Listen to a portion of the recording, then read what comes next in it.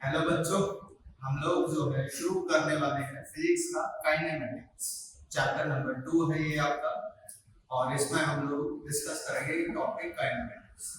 Actual में जो ये चैप्टर 2 है आपका, ये है मैकेनिक्स का ये पार्ट। लेकिन मैकेनिक्स जो है उसको हम 3 पार्ट्स में डिवाइड करते हैं कि हम लोग सोचे कि सिर्फ मैकेनिक्स को पढ़ लेंगे, डायरेक्ट एक साथ पढ़ लेंगे तो ये इतना बड़ा टॉपिक है कि हम एक बार में इस पूरे टॉपिक को नहीं पढ़ पाते, इसलिए मैं इसे क्या करूंगा 3 पार्ट में डिवाइड करूंगा। जैसे हम लोग यहाँ पे बात करें मैकेनिक्स, तो इसको बेटा हम लोग 3 पार्ट में डिवाइड करेंगे। पहला होता है स्टैटिक्स, दूसरा हो जाएगा काइनेमेटिक्स, तीसरा क्या हो जाएगा डायनामिक्स। ये 3 पार्ट है जिसमें हम लोग जो पढ़ने वाले हैं वो इस वाले काइनेमेटिक्स के बारे में बात करेंगे। स्टैटिक्स के बारे में अगर हम लोग बात करें तो ऑब्जेक्ट अगर रेस्ट पोजीशन पर रहता है ना, तो यहाँ पे स्टडी बात करेंगे हम लोग कैसे ऑब्जेक्ट के बारे में जब ऑब्जेक्ट रेस्ट पर हो, ठीक है। काइनेमेटिक्स के बारे में बात करें तो हम लोग स्टडी करते हैं कुछ ऐसे टॉपिक्स पे, ऐसे ऑब्जेक्ट्स पर जो ऑब्जेक्ट मोशन में होता है, ठीक है। यहाँ पर भी हम लोग ऑब्जेक्ट जब मोशन में होगा उसके बारे में स्टडी कर रहे होंगे, लेकिन हम उन फैक्टर्स पर बात करेंगे जिनकी वजह से उसके अंदर मोशन आता है, ठीक है ना। तो यहाँ पे force factor of the motion के बारे में बात नहीं करेंगे, है ना। यहाँ पर मैं बोल देता हूँ ऐसा कि फैक्टर ऑफ मोशन या कॉज ऑफ मोशन जिसे बोलते हैं कि बात नहीं करेंगे, नहीं करेंगे। यहाँ पे कॉज ऑफ मोशन जो होगा ऐसा लिख देता हूँ, कॉज ऑफ मोशन जिसे हम लोग फोर्स बोलते हैं, इसके बारे में कंप्लीट डिस्कशन करेंगे। अब हम लोग को इतना आइडिया तो हो गया है ना। तो डायनामिक्स के बारे में जब भी हम लोग बात करेंगे, डायनामिक्स का मतलब सीधा सीधा ये हो जाएगा कि उसका कॉज जो होगा मोशन का उसके बारे में बात करेंगे, और वो होता है अपना फोर्स। मतलब इसमें सब सारी बातें हम लोग फोर्स के बारे में करने वाले हैं। इसमें सारी बातें जो है हम लोग सिर्फ मोशन के बारे में बात करेंगे, जो अपना टॉपिक है जिसके बारे में हम लोग को इस चैप्टर में पढ़ना है। और इसमें जो है ऑब्जेक्ट जो है रेस्ट पर रहता है, उसके रेस्ट की पोजीशन पे जो है क्या ना बहुत सारे फोर्सेस होते हैं किसी बॉडी में। जैसे मैं मान लूं कि ये एक डस्टर है और ये डस्टर ऐसे एक टेबल पे रखा हुआ है, ठीक है ना।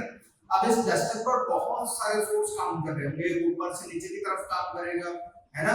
और इस सरफेस से जो ऐसे एक रिएक्शन फोर्स ऊपर की तरफ देगा, एक इधर से एक इधर से एक इधर से एक इधर से, हर तरफ से फोर्स लग रहे हैं। और हर तरफ से लगने वाला जो फोर्स होगा, चारों तरफ से जो उनका बोले नेट फोर्स है या इक्विलिब्रियम फोर्स है, वो जीरो हो जाएगा। इसलिए ये ऑब्जेक्ट जो है हमें यहाँ डस्टर रेस्ट पर दिखाई दे रहा है, ठीक है ना।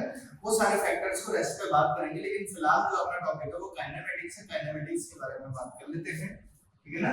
इसी पे ही मेन डिस्कशन चलेगा अपना इस वाले टॉपिक्स पर, बाकी पे अभी हम लोग बात नहीं करने वाले, ठीक है ना। तो आ जाते हैं काइनेमेटिक्स में। हम सबसे पहला टॉपिक को डिस्कस करेंगे rest and motion. Rest and motion, rest और मोशन के बारे में अगर हम बात करें तो मैं फिर से एक एग्जांपल देता हूं। सपोज करो कि मैं जो है एक बस के अंदर बैठा हुआ हूं और बाहर जो है एक बच्चा खड़ा हुआ है। अब उसने मुझे देखा, बस धीरे धीरे मूव कर रही है, तो उस बच्चे को क्या लगेगा कि बस के साथ मैं भी मूव कर रहा हूं। क्योंकि वो मुझसे पढ़ा हुआ होगा तो वो भागने की सर से मिलना है, मुझे भाग के आया, बस के अंदर चढ़ा, और जैसे ही बस के अंदर चढ़ा उसने मुझे देखा तो मैं बैठा हूं। तो एक्चुअल में मेरी पोजीशन है क्या, रेस्ट या मोशन? क्योंकि जब वो बस के बाहर था तो उसे मेरी पोजीशन जो है मोशन में लग रही थी, और जब बस के अंदर आ गया तो उसे मेरी पोजीशन जो है रेस्ट पे दिखाई दे रही है। तो एक्चुअल में मेरी पोजीशन होगी क्या? तो अगर हम लोग बात करें रेस्ट के बारे में तो पूरे यूनिवर्स में कोई भी चीज कंप्लीट रेस्ट पे तो होती ही नहीं है, हर चीज मोशन में है। आप सोचो कि ये डस्टर जो है क्या नाम है टेबल के ऊपर रखा हुआ है ऐसे, तो ये रेस्ट पर है, ये भी रेस्ट पर नहीं है, it is also in motion.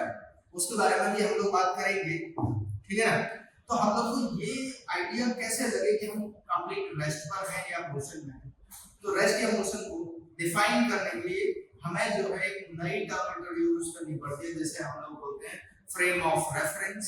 Frame of reference एक ऐसा फ्रेम है या एक ऐसा पॉइंट है जहां से हम किसी ऑब्जेक्ट की पोजीशन को ऑब्जर्व कर रहे हैं, ठीक है ना, जो फ्रेम है। जैसे अब मैं उस बच्चे ने कहा कि सर आप मुझे बाहर मोशन देख रहे थे, बस के अंदर आप रेस्ट में दिखाई दे रहे हैं, तो एक्चुअल में आपकी पोजीशन क्या है?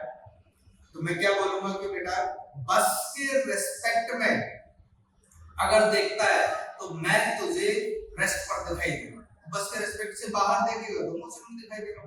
तो मेरी जो रेस्ट की पोजीशन है वो केवल तब तक वैलिड है जब तक तू बस के अंदर है। मैंने कंडीशन लगा दिया, बस के बाहर जाएगा तो वो तेरी प्रॉब्लम है, मेरी नहीं है, ठीक है ना। तो रेफरेंस फ्रेम जो होता है अपनी डेफिनेशन को जो है कंफर्म कर देता है, या फिर रेफरेंस फ्रेम को हम लोग सराउंडिंग भी बोल देंगे। सराउंडिंग के हिसाब से ऑब्जेक्ट की पोजीशन अगर चेंज नहीं होती है टाइम के साथ तो वो रेस्ट है, ठीक है। तो रेस्ट पर बेटा बात करेंगे हम लोग सबसे पहले रेस्ट। तो यहां पर मैं लिख देता हूं कि if the position of a body will not change,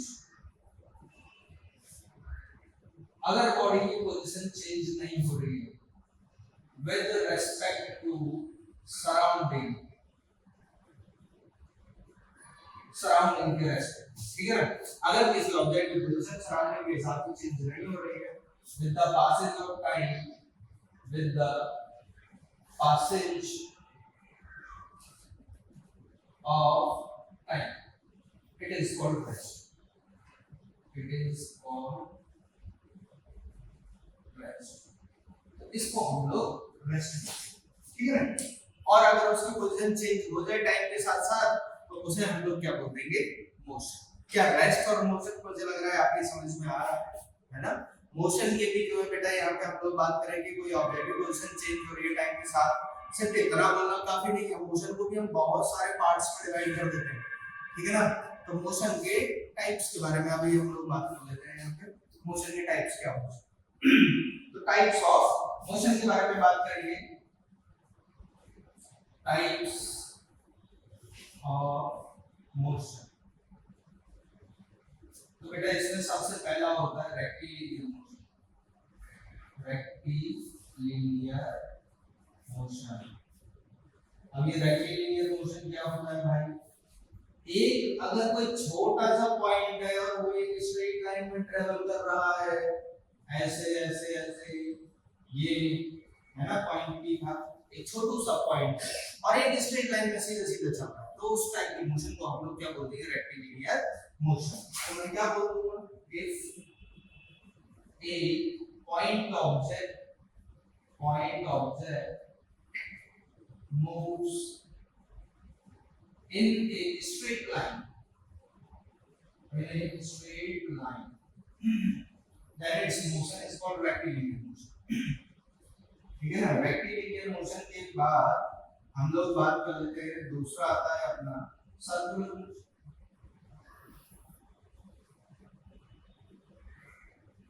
circular motion, अगर कोई पॉइंट ऑब्जेक्ट सर्कुलर ट्रैक पे गोल गोल घूम रहा है तो उसका जो मोशन होगा वो कैसा हो जाएगा?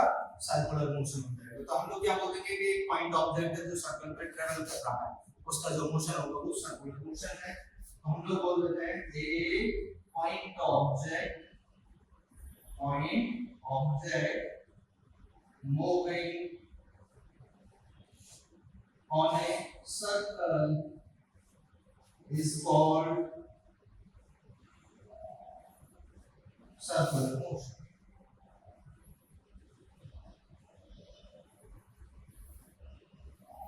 ओके, तीसरा मोशन क्या होता है आपका? ऑसिलेटरी मोशन, है ना, ऑसिलेशन वाला। O S C L L A T O R, oscillatory motion.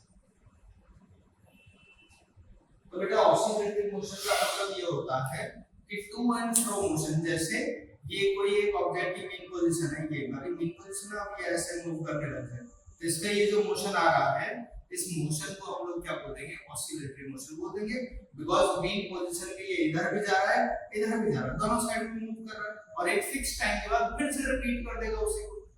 तो एक फिक्स टाइम के बाद रिपीट करने वाले मोशन को हम लोग क्या बोल देते हैं, ऑसिलेटरी मोशन बोल देते हैं। तो यहाँ पे हम लोग ऑसिलेटरी मोशन में क्या बोलेंगे, टू एंड फ्रो मोशन जो होता है, या बैक एंड फोर्थ मोशन भी बोल देते हैं इसको हम लोग। तो हम यहाँ पे लिख सकते हैं to and fro motion about a mean position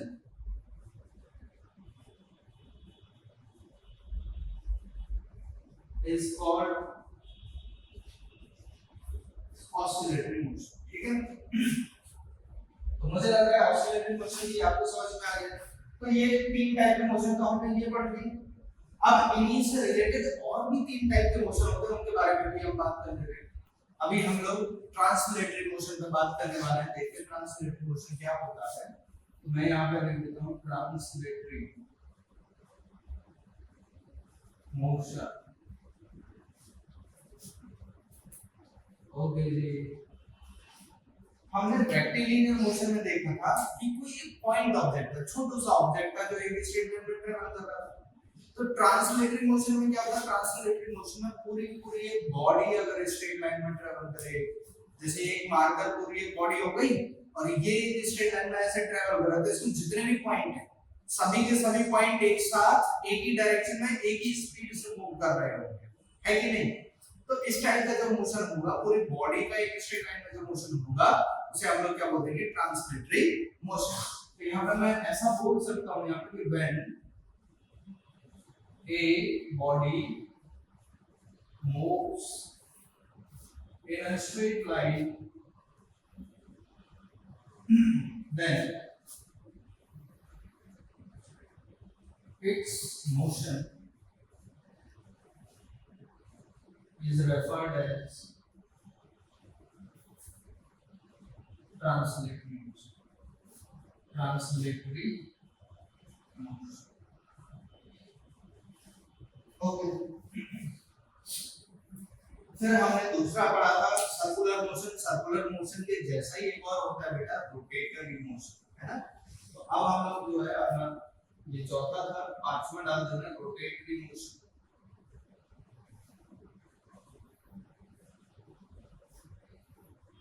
okay, तो रोटेटरी मोशन क्या होता है, यहाँ पे मैं बोल दूंगा when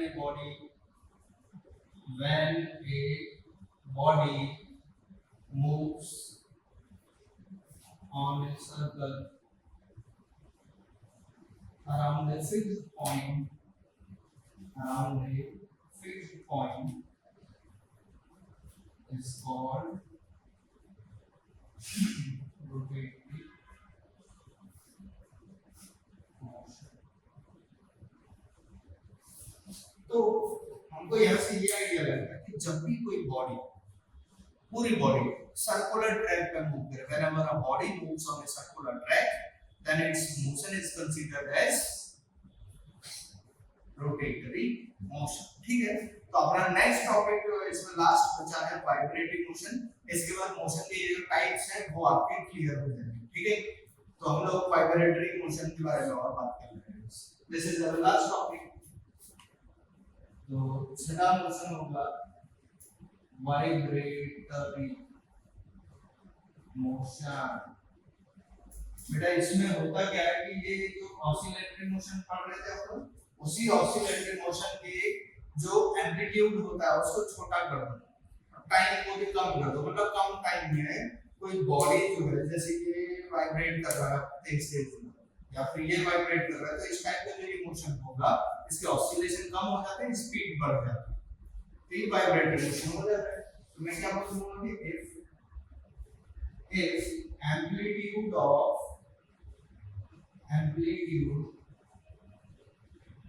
of oscillatory motion is decreased, then its motion is called vibrate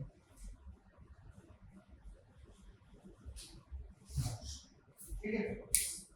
तो इस टाइप से हमने मोशन के जो है टाइप्स देख लिए कि मोशन कितने टाइप का, 6 टाइप का अपना मोशन जो है हम लोगों ने यहाँ पे डिस्कस कर लिया है। और इसके बाद जो है हम लोग डिस्टेंस डिस्प्लेसमेंट अपनी नेक्स्ट वीडियो में डिस्कस करने वाले हैं। तब तक पढ़ते रहिए। Thank you.